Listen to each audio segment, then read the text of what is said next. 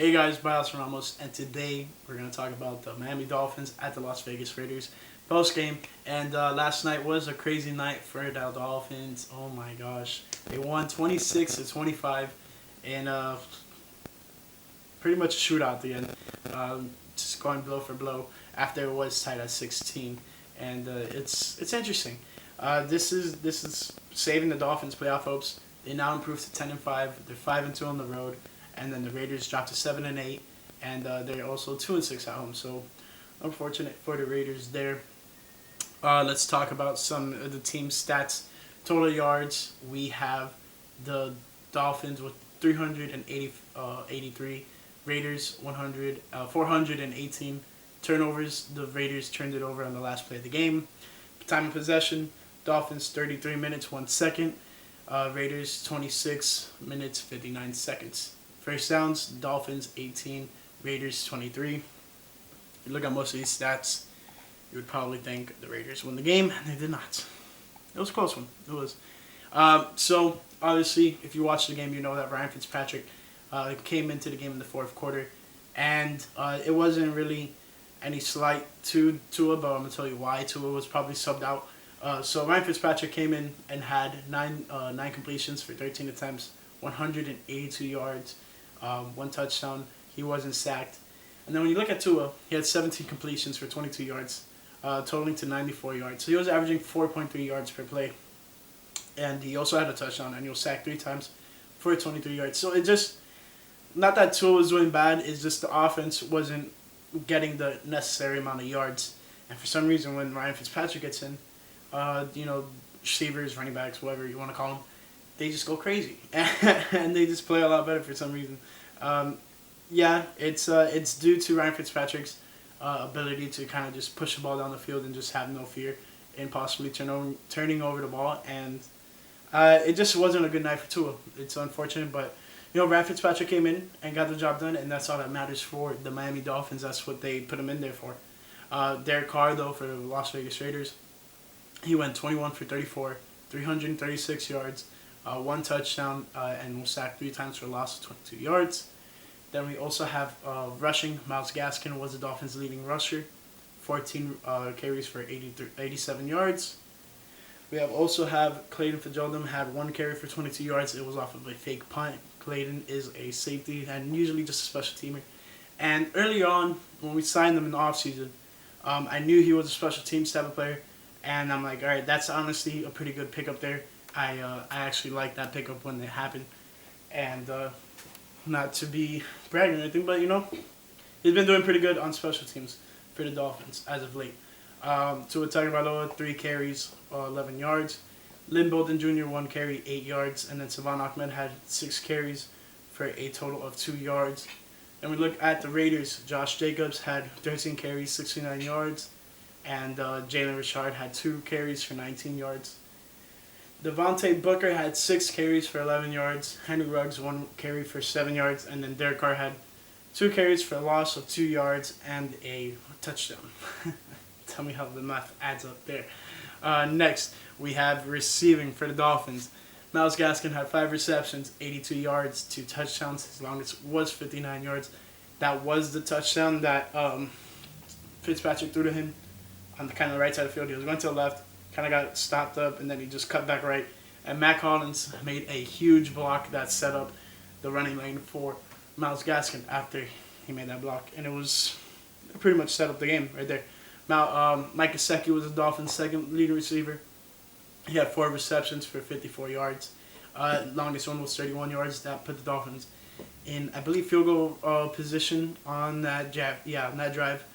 And then that was the one that allowed the Dolphins to tie the game at 16 at that moment.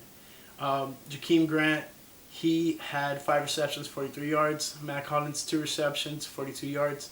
Isaiah Ford, 4 receptions, 37 yards. Lynn Bolden Jr., 2 receptions, 8 yards. Darren Smythe, 2 receptions, 6 yards. Adam Shaheen, 1 reception, 3 yards.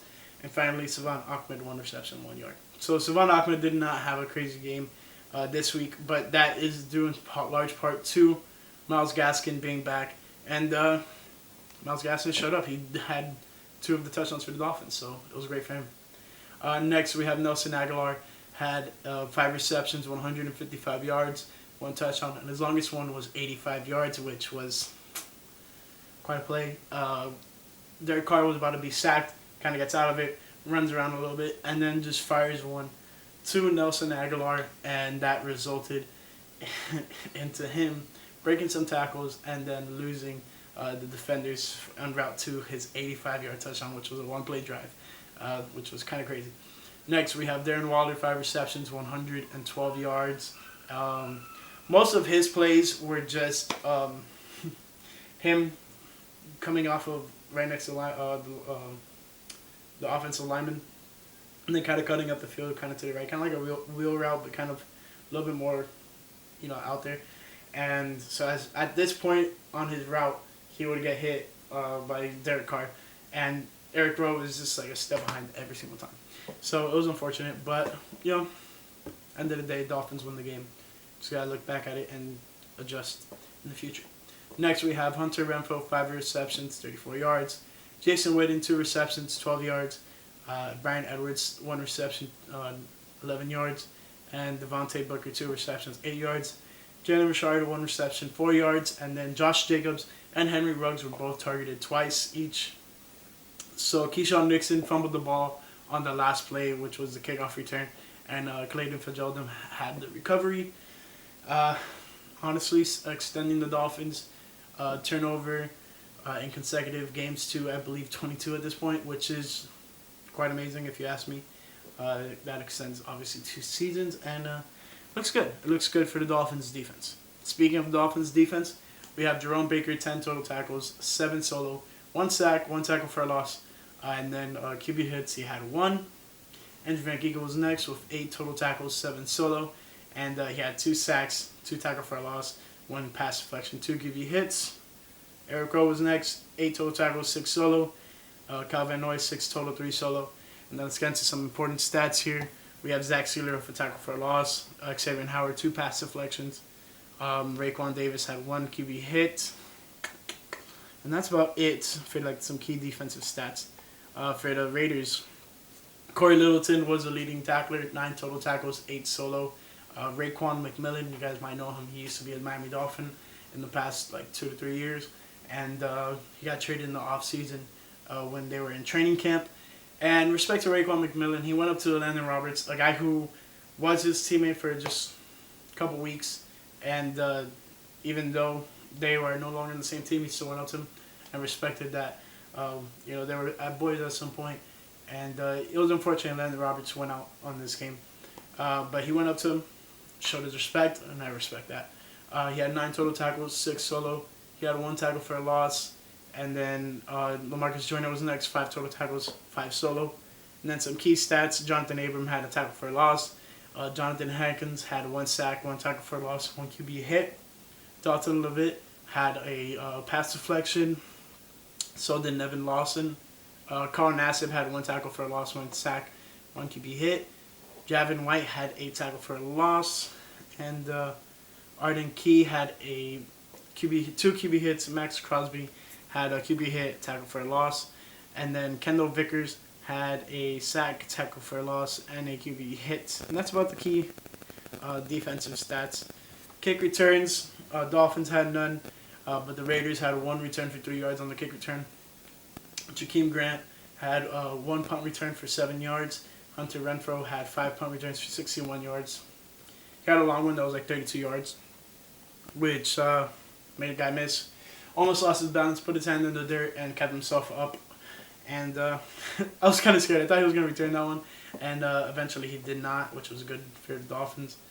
Next, kicking. Jason Sanders went 4 for 4 on field goals, 2 for 2 on extra points, 14 total points.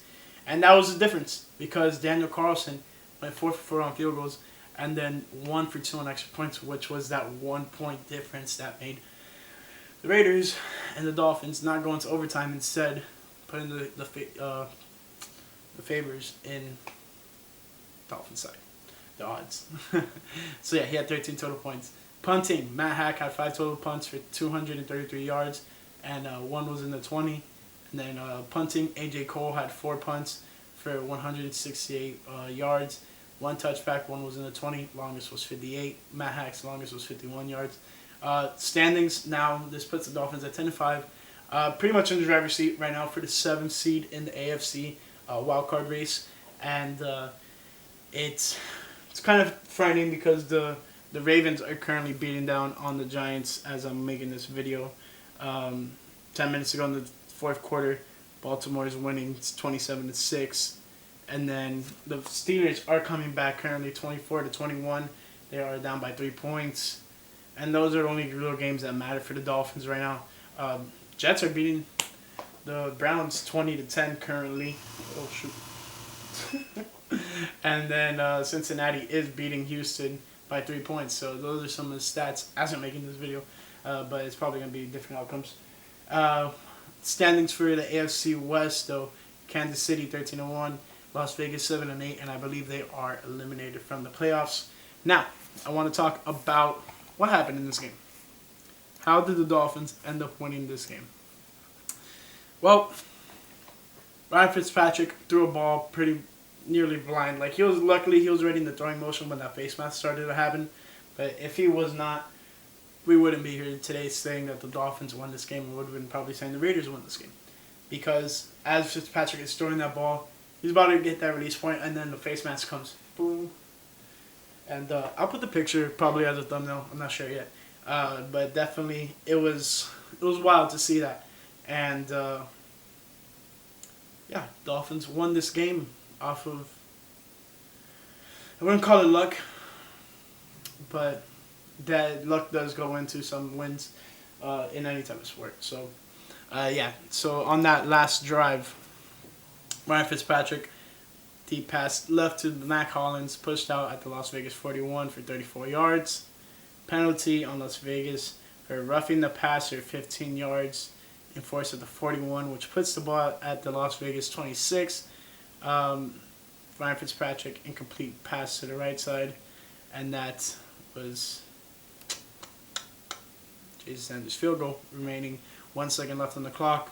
And then the last play, Jason Sanders kicks it 23 yards to Devontae Booker, and he didn't advance it. He lateraled it to Carrier, and he didn't advance. And then he tried to lateral to Kayvon Nixon, who then lost it. And then Clayton Fitzgerald recovered it, and the Dolphins end the game.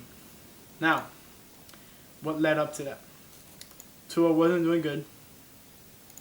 So then, on Tua's last drive, which was in this one is in the fourth quarter, early in the fourth quarter. So literally after Tua's first drive in the fourth quarter, Ryan Fitzpatrick comes in and they get things going.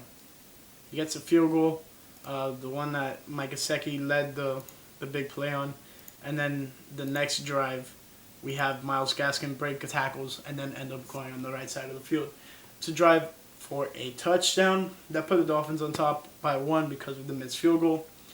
Raiders go down the field, kick a field goal with 19 seconds left. Then the Dolphins miraculously get down the field, and then they kick their own field goal basically for the win with 1 second left. So it was shocking, honestly. It was what a turn of events. At halftime, really doubting it. It was 6-13. Then the Dolphins come out in the second half with a tie. They throw a touchdown and get a tie.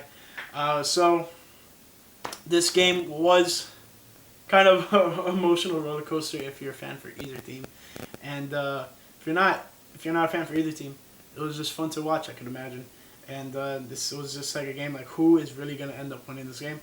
Luckily for the Dolphins fans, they ended up winning, and just ever so slightly increasing their standings to be possibly in the playoffs by the end of this season. They are currently, in the 7th spot.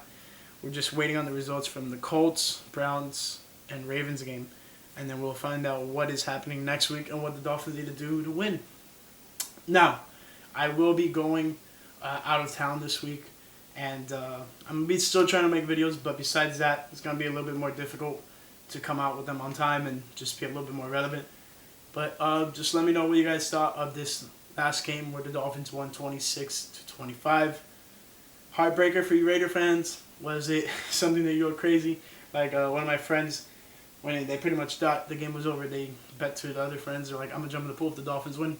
Dolphins ended up winning. So it's just it's crazy when these type of last second plays on like those doubtful wins happen. So it's just interesting to see. Either way, I hope you guys enjoyed the video, and just Dolphins are just one win closer to possibly make it to the 2020 NFL playoffs. Let me know what you guys think about that, and I'll see you guys in the next video. Enjoy.